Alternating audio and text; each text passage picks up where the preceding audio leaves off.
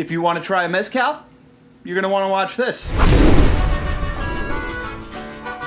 going to talk about 4 bottles in this video. 1 is the benchmark bottle, 2 is going to be my favorite, 3 is going to be one that's got a little bit of age on it in barrel, and then the 4th is going to be a perfect option for if you're just looking to make mezcal cocktails.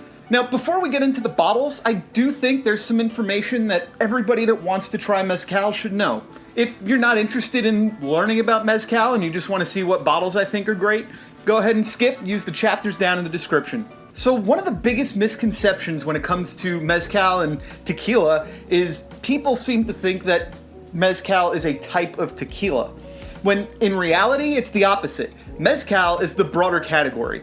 An easy way to think about this, if you know anything about spirits, is that whiskey is the category and bourbon is a type of whiskey. Same goes for mezcal. Mezcal is the category and tequila is a type of mezcal. Now, most people, including myself a lot of the time, don't really think about it like that because tequila is such a huge and popular category in the spirits market that it kind of separates itself from the rest of the mezcal world.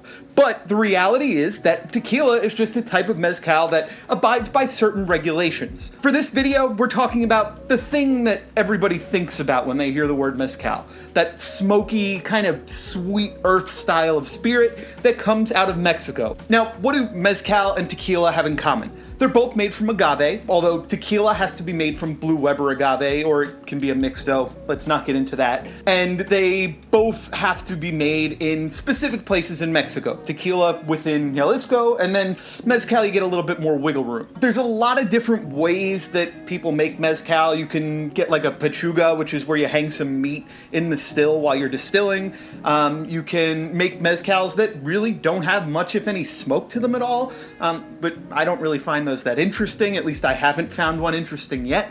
And then there's the classic, what everybody thinks about when they think of mezcal, that has that smoky, acrid flavor profile.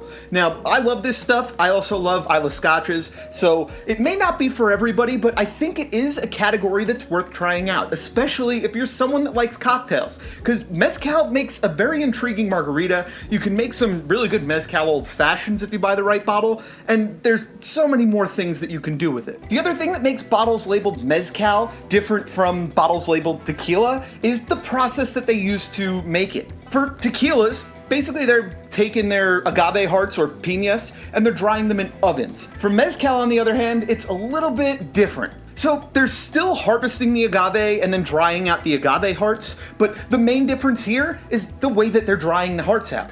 First, they dig a big pit in the ground, and then they fill it with volcanic rock, which is really good at holding heat, and they throw in some charred wood, some like smoldering, smoking wood. Next goes the piñas or agave hearts. They bury it, and then they let it sit there for a while. The way that this affects the flavor is all of that heat and the smoke from that smoldering wood gets trapped inside of the earth.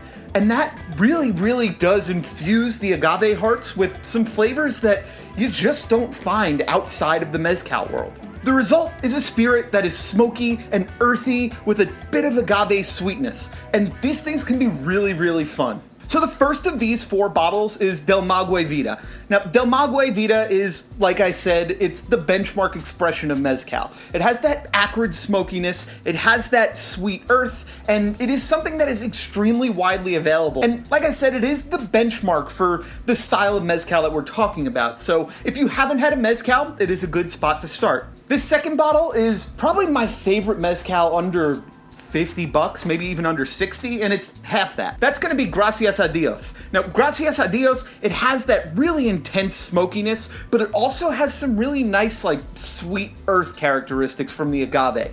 So you're letting both the process that makes mezcal and the agave shine in that one spirit. This stuff is absolutely delicious. I recommend it to everybody who wants to buy a mezcal that I talk to, and I've never had anybody be disappointed. So definitely one worth checking out. You can make cocktails with it, and you can sip it. I do both. The third of these bottles is a reposado. That's going to be Ilegal Mezcal Reposado. Now, this sees a little bit of time in barrel, just a handful of months, nothing too crazy long, but even that small amount of time does a big job when it comes to rounding out and softening those edges. The smoke is still there for sure, but it's not quite so harsh and punchy. So If you're somebody that is a little bit trepidatious when it comes to thinking about buying a bottle of Mezcal because you already know you don't like smoky scotch, either one, don't do it, or two, try out the Ilegal Reposado. And then the fourth of these bottles is El Pelotón de la Muerta. Now, this is a mezcal that I have bought a handful of times in the past. I most of the time wind up using it for cocktails because it does have a little bit more of a sharp edge and a little bit more heat than the previous three bottles. The reason that I say this is a perfect bottle for cocktails is because of how harsh and loud and extreme some of that smokiness and the heat is. So when you're making a cocktail and you want mezcal to be the main feature, this is a good option if you're looking to spend under 30 bucks and you want that smoke to really be evident in the finished product. Like I said, you definitely could sip it, but I buy it most of the time for my mezcal mules, mezcal margaritas, and things like that. Now, I have a link down in the description where you can check out the 4 of those bottles, or I'll put a link down there to all the mezcal that we have at Empire Wine, just so you can check those out. And if you are gonna grab one of these bottles to make cocktails with, go over and check out Empire too, because they have tons of great cocktail ingredients. And we also have a recipe page where you can check out mezcal recipes. So all of these things will be linked down in the description. Do you have a favorite mezcal? If you do, let me know what it is down in the comments. That's gonna be it for me today. I hope you try one of these bottles and it tickles your fancy. Adios.